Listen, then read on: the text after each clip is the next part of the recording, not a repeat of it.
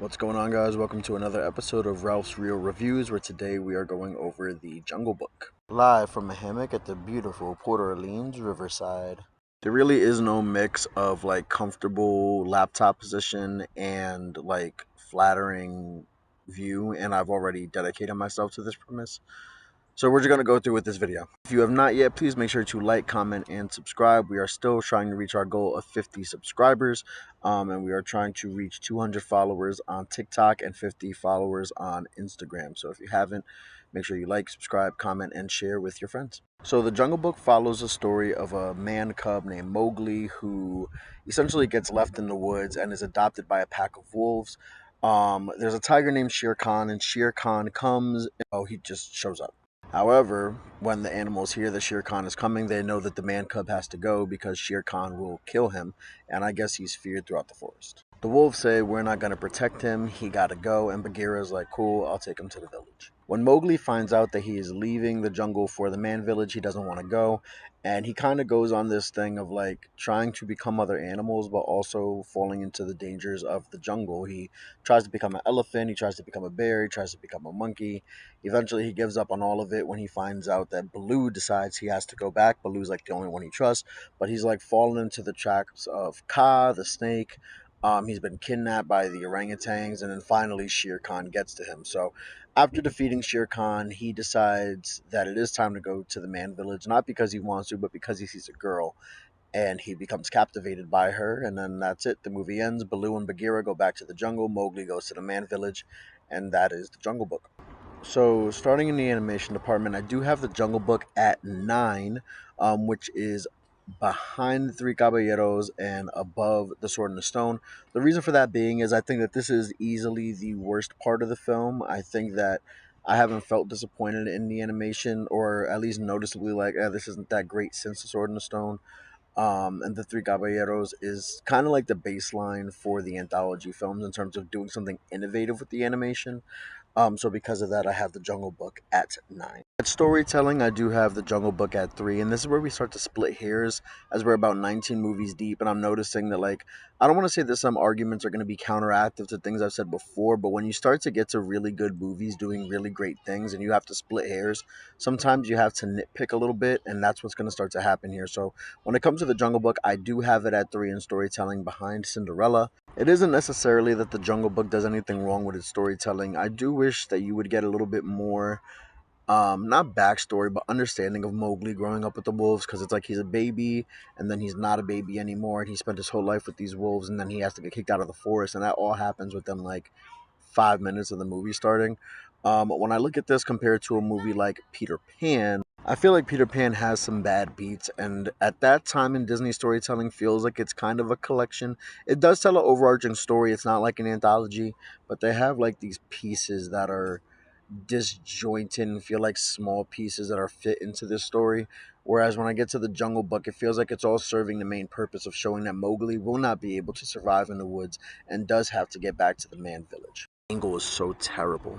In that way, I do feel like it does a good job of telling that story. It does show Mowgli's connection to these different animals and how easy it is for him to get along with them, and because of that, I have it at 3. When it comes to characters, I do have the Jungle Book at 4, and this one was a little bit interesting because I do have it in front of Snow White. This one's tough. So I would like to think that people could recognize Baloo. I would like to think that people could recognize Mowgli. I don't know that they can, whereas I know that they could recognize a Snow White, a Grumpy, and a Dopey. However, if I'm being honest, I feel like those characters are very thin. I don't think that they are great characters, whereas I think that there's a lot of underrated characters in the Jungle Book. Mowgli, Baloo, Bagheera, Kaa, Shere Khan, King Louie. There's just a lot of really great and fun characters that I really enjoy, and I think that they do really well. They just aren't as memorable to the main eye, I think, as some other Disney characters. Um, but I feel like they deserve the higher place on the list. Also, I'm kind of splitting hairs with that. I feel like Snow White's characters are thinner. Whereas when I get to Pinocchio, I look at Jiminy Cricket, who was iconic and a great character. So therefore, I have him and Pinocchio at 3. When it comes to the Disney factor, I do have the Jungle Book at 4. I have it ahead of Fantasia and behind Sleeping Beauty. And the main reason for that really is Obviously, like the princess part of it is hard for a movie like this to overcome. It does have a lot of lovable animals, which is also in the Disney wheelhouse. But I think the reality of it is there is a charm to this movie that most other movies up until this point did not have. And when I look at why that is, I do think the music coming from the Sherman Brothers is a huge reason for that. This isn't the Sherman Brothers' first forte into Disney animation. They were involved in The Sword and the Stone, and obviously before that, they were involved in the Disney company with Small World and Mary Poppins. But in terms of like making their mark on Disney animated films, this is the first time that they really did that with the Bare Necessities. And I believe there were writers on I Want to Be Like You. I got to look into it, but we'll get to that with the music section. Point being, their presence in this film is palpable, and I do feel like the writing was also on par with that. So because of that, I do have this movie at 4. When it comes to music, I do have The Jungle Book at 2, right behind Cinderella. And I will say, up until this point, I think this is my favorite Disney music. And I'm going to ignore some of the songs that are in here, such as the That's What Friends Are For, even though it is sampled in Happily Ever After. I'm also going to ignore Trust in Me, and that song at the very end that the girl sings. I'm going to really focus on the two main songs. The number one that everyone knows being The Bare Necessities, and then after that, I Want to Be Like You. I have to be honest, neither of these songs are on the level of When You Wish Upon a Star, so I can't put it at 1. However, I want you to go back and watch this movie and then try not to sing these songs. They're extremely catchy. I think that they withstand the test of time, which is crazy because this movie at this point is like seven. Trying to do the math like really quickly, and I'm taking so like 57 years old. And the music is just great. Those two songs alone carry. And I would argue that I Want to Be Like You is even better than The Bare Necessities. So, because of that, unfortunately, it's not at the iconic status of When You Wish Upon a Star, although I wish it was, but it's still memorable enough, both of them, and still iconic enough that it's worth number 2 on the list. Finally, when it comes to box office success, The Jungle Book is at 4th. At a little over $690 million adjusted for inflation. There's not much to say here. It didn't quite reach the level of 101 Dalmatians, which came at 2nd, which was the biggest release in Snow White at that time.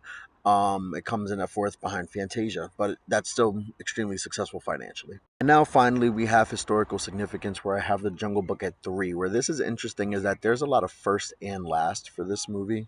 For example, this was the first Disney movie that was released after Walt Disney's death, and therefore it was the last Disney movie that he was able to work on. Also, this was the first time that Disney had a non-white protagonist in Mowgli, which was obviously a big deal. Also, one of the first animated movies, is not the first, it's the second animated movie that the Sherman Brothers worked on. The highest grossing animated film in Germany. I don't know if that matters, but it is. I did not know this, but it also has 3 live action adaptations, although only one of them is probably any good. There's a lot going in favor in terms of the historical significance of this movie. Also, I forgot to mention Shere Khan's voice being used in Happily Ever After. So there's a lot to love about The Jungle Book. It's also a part of Happily Ever After.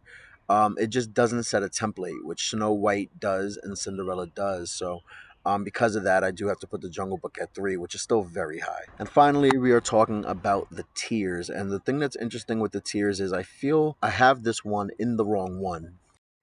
All right, I'm adjusting my rankings on the fly. I'm going to have to adjust my rapid review, but I'm going to go ahead. I had this movie in movie fans only.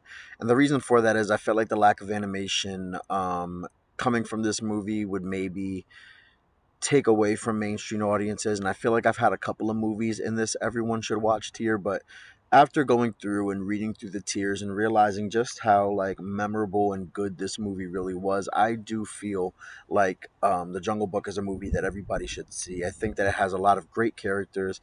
I think that the music is really good. I think that the story is really good and funny. And yeah, I mean, simply put, it's a movie that everybody should see.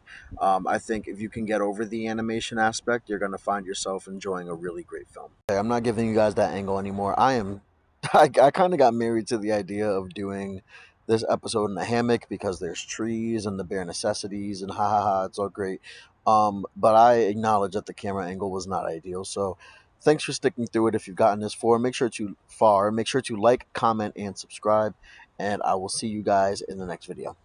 Bye.